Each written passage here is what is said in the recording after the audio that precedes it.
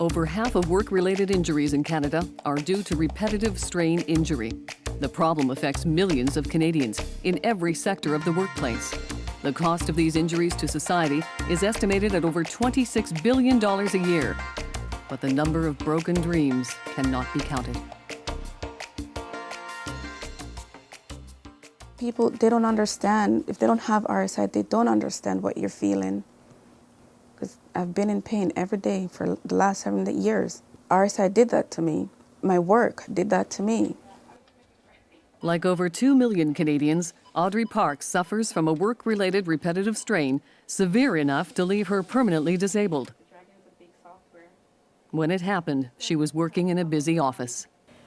I noticed that my arms started to swell, my fingers started to swell, I couldn't hold anything, and I went to the doctor and he did a nerve conduction study and told me I have carpal tunnel syndrome.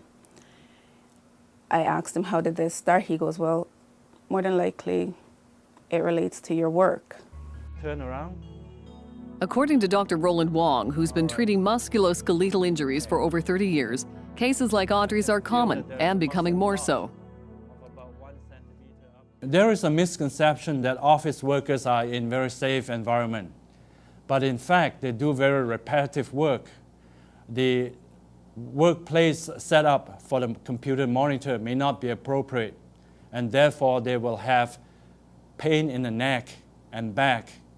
And because of the pace of work and the stress of work, they may come back having a great deal of occupational disease that we have not recognized so far. The common areas that are affected are the shoulders, where we may have rotator cuff injuries, to the elbows, causing tennis elbows, wrist injuries causing carpal tunnel syndrome. Audrey knew her symptoms pointed to a serious problem, but she couldn't afford to take time off work. My main concern at that time was my family. We had just bought a house, and when you're told that you don't have a job and the bank is saying, well, how are you going to pay your mortgage? My attention at that time was just trying to get a roof over my kid's head and food on the table. And the way how I was going to do that was to come back to work.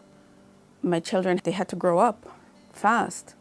My middle son, he was 4. Couldn't give him baths anymore, so my oldest had to take that role over. The only thing they don't do is cooking. I don't allow them to go to the stove. When my youngest, who was about 11 months, I picked her up, I dropped her in the kitchen. She fell right out of my arms. And that's when I said to myself, oh, you have a problem here, go and get it looked after. So I went to the RSI clinic where they did a bunch of tests, nerve conduction studies, things like that. Yes, it showed up I have carpal tunnel. I just kept getting worse, and the thing, like, it just spread through it started going up in my elbows, my neck, my shoulders, and my neck. Doctors prescribed a host of drug treatments, none of which brought relief from the pain. Eventually I said to myself, that's it with the pills. I told my doctor I don't want to take any more medications because it's not helping me. And I stopped for a while with the treatments, but realistically my doctor is saying, this is what you are. Just deal with it. This is what your life is going to be.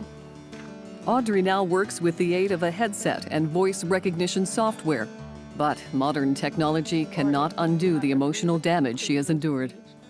Psychologically, I'm left feeling like I'm no good. I feel trapped, like I'm a mouse. I'm trapped in a job that I really shouldn't be doing. I can't get out of it because I can't depend on the system that was created to help me, because it doesn't work, number one. Number two, I can't help anybody. I can't even help myself. All I can do now is just muddle through life, because I'm no good to anybody, not even to myself. And it's not any way to live. The trauma of a debilitating, repetitive strain injury is something Brian Lehman can relate to. He has worked in the auto industry for several years and was injured a few years ago. Where I injured myself was upstairs on the door line. I worked on the door line for about 11 years.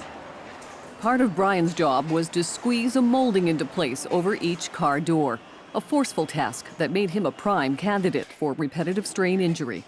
In fact, there was one time there they put some tests on me, because we had quite the problem with this. People were getting injured on it. And one test went up to 125 pounds pressure. A lot of times doctors only provide pills and some therapy.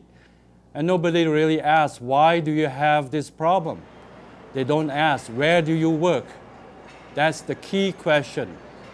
And when doctors know where they work and what they do, then they realize that there is an effect of work on their bodies. In Brian's case, the effect was a shooting pain that kept getting worse. But he knew if he complained, he would be taken off that job. Workers sometimes do not report their injuries because of fear of loss of jobs or discrimination by the employer. That's the first hurdle we have to pass. The second hurdle we have to pass is that some employers do not wish to cooperate. They say they do not have any modified work, and sometimes they give work that is as difficult, if not more difficult, than the original job. So workers are left in a bind. The third thing is that even if a claim has been filed, the worker may not receive money from the compensation board.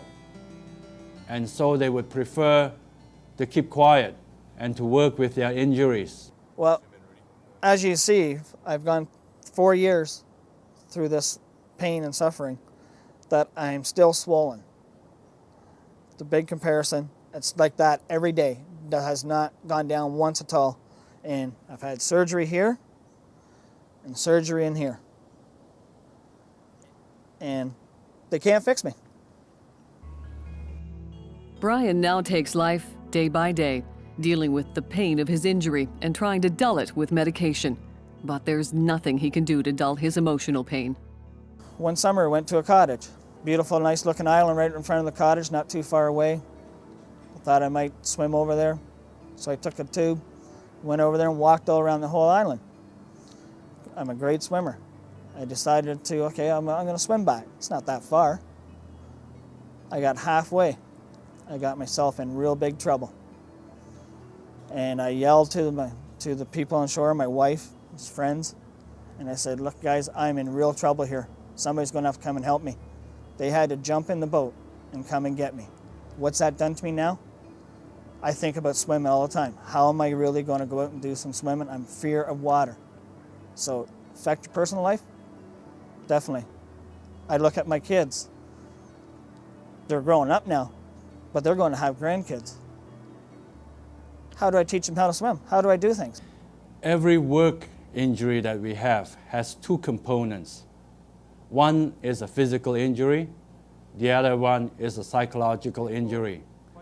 Most of the time in this world, we only recognize the physical injury. We always say, well, there is pain and therefore there is a problem. Meanwhile, this worker has to go through a psychological strain, the stress, and the pain. There is fear of repercussion from the employer, of repercussion from the family, because he cannot take his or her children out to the ball game, cannot play with the kids. And if there's a serious injury, there may also be effects on the mood, on sleep, and the whole changes through the person's life. The pain and suffering linked to repetitive strain injuries, as well as the financial toll on individuals, have resulted in labor groups rallying to demand Canada-wide ergonomic standards and corresponding legislation in every province. Currently, such laws exist only in British Columbia and Saskatchewan, with Manitoba soon to follow. But sadly, the Ontario government has yet to address the issue of repetitive strain injuries in the workplace. Some experts believe the lack of ergonomic legislation is taking its toll on Canada's economy and our healthcare system. The cost of workers' compensation, lost wages, employee turnover, injured worker retraining, and decreased productivity run into the billions of dollars every year.